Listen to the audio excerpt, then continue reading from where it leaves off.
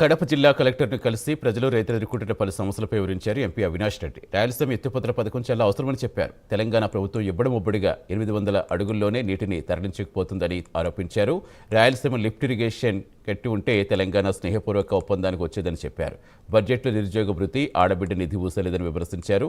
శనగ రైతులు తీవ్రంగా నష్టపోతున్నారని, అతి తక్కువ ధరకు అమ్ముకోవాల్సిన పరిస్థితి ఏర్పడిందని చెప్పారు ఎంపీ.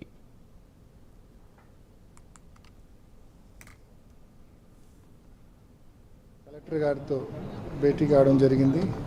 అనేక సమస్యలు కలెక్టర్ గారి దృష్టికి తీసుకెళ్లడం జరిగింది, ప్రభుత్వం దృష్టికి తీసుకెళ్లడం జరిగింది.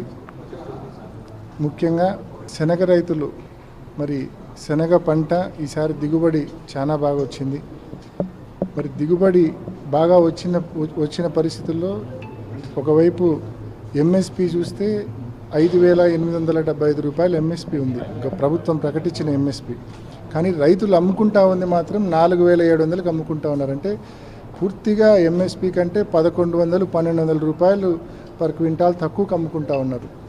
సో ఇమ్మీడియట్గా మరి రైతుల చేతిలో ఇప్పుడు ప్రస్తుతానికైతే పంట ఉంది. ఇంకా ఇది రోజులు గడిచే కొద్దీ ఇప్పటికే ఒక 20-25% ఆఫ్ ద పంట రైతుల చేతి నుంచి దళారులు కొనుక్కోవడం జరిగింది.